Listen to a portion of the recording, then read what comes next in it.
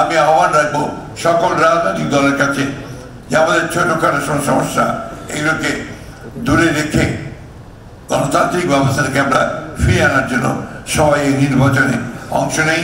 সকলের কাছে গ্রহণযোগ্য নির্বাচনের মধ্য দিয়েই আমরা কিন্তু একটা গণতান্ত্রিক ব্যবস্থাতে ফিরে যাওয়ার সুযোগ পাব।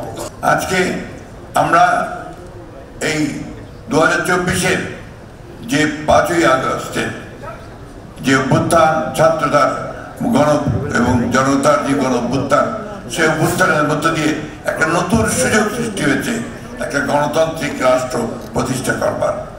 আমি আমার দলের পক্ষ থেকে আমরা সেই সশস্ত্র শ্রদ্ধা জানাই সেই সমস্ত শহীদদের যারা 2024-এর এই প্রাণ বিসর্জন দিয়েছেন স্বাধীনতার জন্য, গণতন্ত্রের জন্য। আজকে এই সময়টা নির্বাচন ঘোষণা হয়েছে 26-এর ফেব্রুয়ারি মাসের মধ্যে নির্বাচন হবে।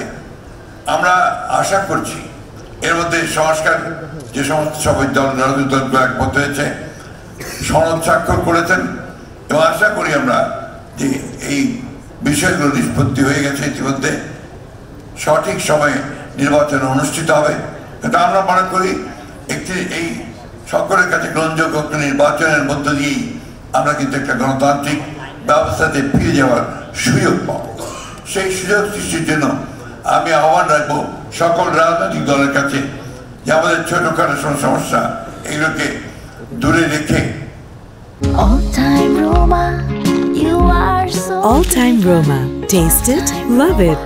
গণতান্ত্রিক ব্যবস্থাটাকে আমরা ফিরিয়ে আনার জন্য সবাই এই নির্বাচনে অংশ নেই, গণতান্ত্রিক ব্যবস্থাকে ফিরিয়ে নিয়ে আসি। আমি সব শেষে নয়াদিগন্তকে আন্তরিকভাবে ধন্যবাদ এবং কৃতজ্ঞতা জানাতে চাই যে তারা সত্যিকার অর্থেই একটি বস্তুনিষ্ঠ সংবাদ পরিবেশন করে চলেছেন এবং গণতন্ত্রকে প্রতিষ্ঠা করবার জন্য তারা কাজ করেছেন। সবাইকে আন্তরিকভাবে ধন্যবাদ। আমাকে এখানে নিমন্ত্রণ জানার জন্য অনেক ধন্যবাদ। আসসালামু আলাইকুম, খোদা হাফেজ, বাংলাদেশ জিন্দাবাদ।